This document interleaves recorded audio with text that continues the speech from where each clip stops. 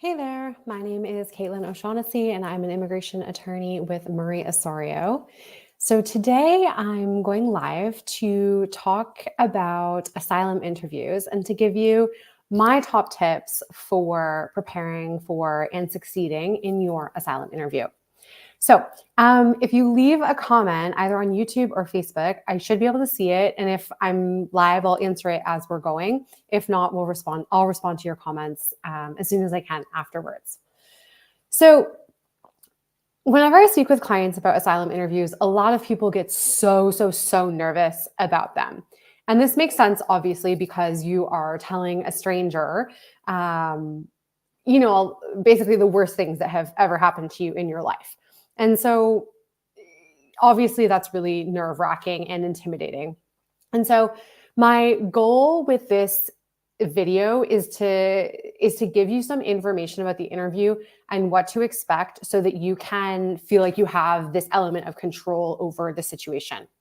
So what I'm talking about today are affirmative asylum interviews. So you should know that if you are going for an affirmative asylum interview, it's going to be in an office building and you're going to be sitting in a room with an officer, not a judge.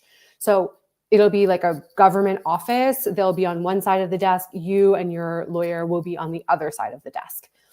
So it's not like a courtroom drama on TV or anything. It's actually just a pretty boring administrative bureaucratic environment. And so you will have to go through security when you go to an asylum interview, but it's very similar to like regular airport security. So you don't need to, it is a formal process, but it's not difficult or complicated. So don't be scared about the actual logistics of going to your interview, and know that it is, it's just like going to an appointment with any sort of government official, except in the United States. So you don't need to worry so much. All right, these are my tips for succeeding.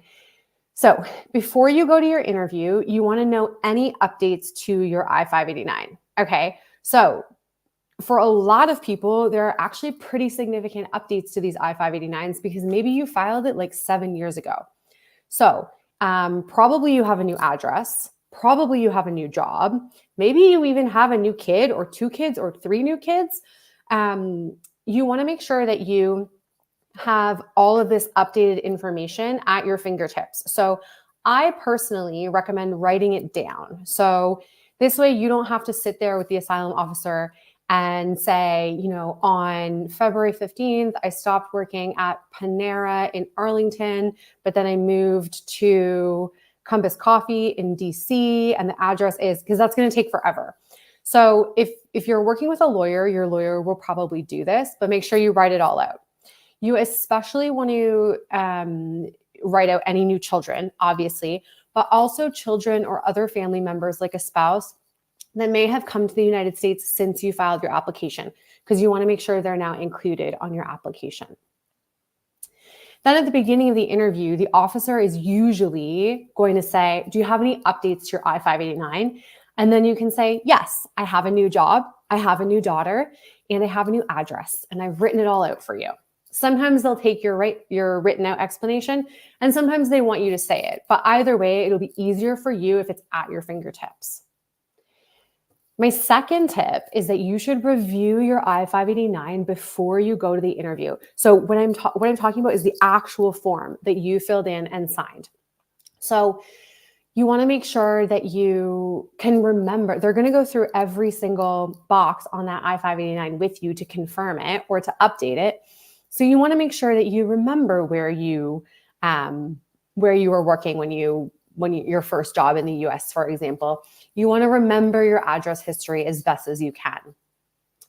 I also think that it's really helpful. This is you get bonus points for this. So you don't stress yourself out doing this, but especially if you have a lot of siblings, try and remember the order that you wrote your siblings down in, because the officer is going to go through every single one of your siblings. And particularly if your siblings have sort of non-English names, this can be a big time suck. So if you can remember, okay, I listed my siblings from oldest to youngest. Here they are, bam, bam, bam. You can knock that out really quick. All right. These are the two most important tips that I'm going to give you, and I'll break them down. So the first one is know the most important and strongest parts of your claim, and then also know the weakest parts of your claim, okay? And so let's talk about knowing the strongest parts of your claim. Ideally, you will have worked with your lawyer to help determine this, okay? But generally speaking, I think it's a very good idea for people to come up with a short, say 30 to 45-second explanation of why you want asylum. And don't stress about this because you are going to have the opportunity to give details, but especially if you're working with an interpreter, you need to be able to give smaller answers, wait for the interpreter to interpret, and for the asylum officer to also type out what you're saying. Okay, so generally speaking, at least in the interviews that I've attended, the officer, after they've reviewed your basic biographic information, they're going to ask you something pretty general like, why did you come to the United States? Why are you seeking asylum? Have you ever been harmed in your home country? Why are you afraid to go home? Are you afraid to go home? Something general like that, right? And this is your opportunity to give what I would call a high-level overview of your situation.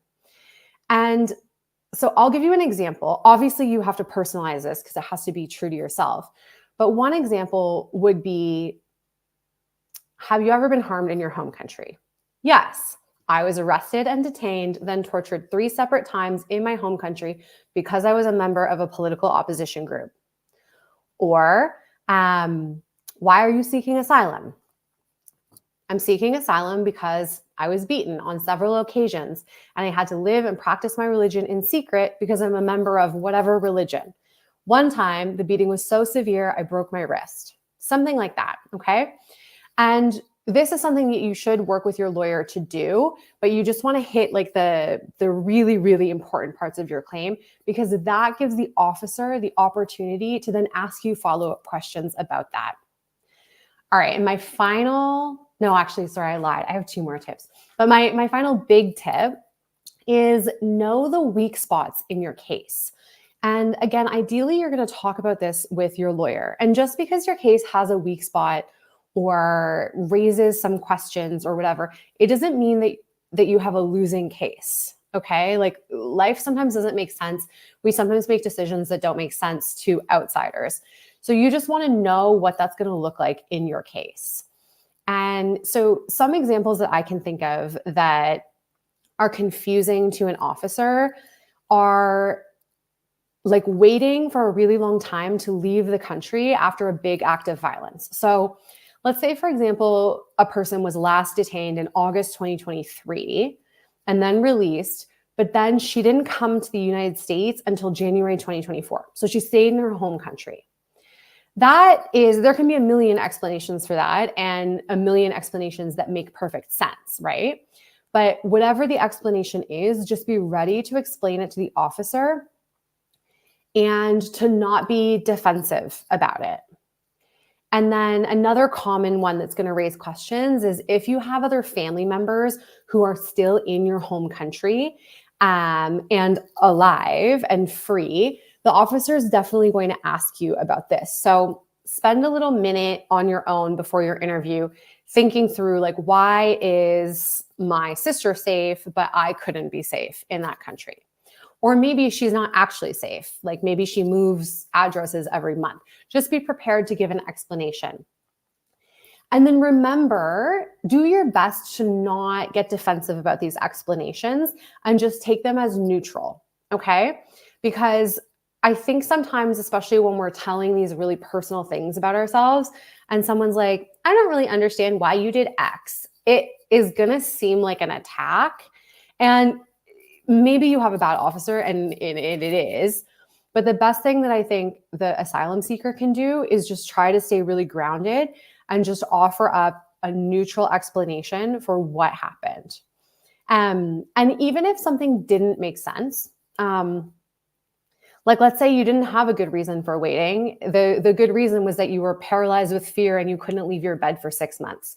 That's also an explanation. So even if your explanation is not logical, but it's true, you should give that explanation too. Talk to your lawyer if you're not sure, of course, but generally speaking, explain when asked. All right, my final tip. This is a do not do.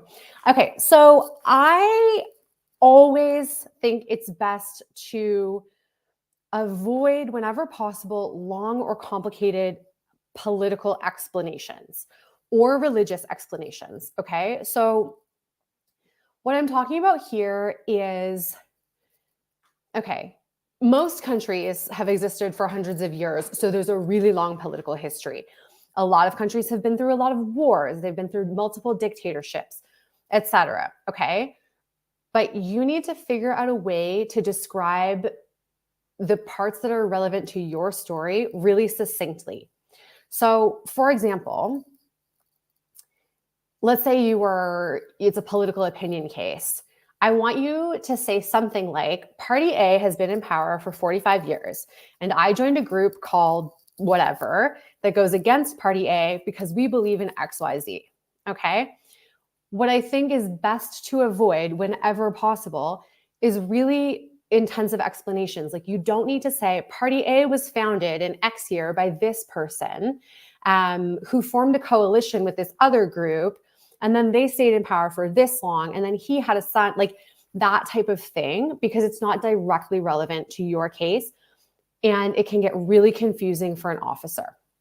All right, that's my quick and dirty top 5 tips for your asylum interview. And hopefully that helps give you a little bit of a sense of what to expect for your interview. All right, thanks for joining me tonight.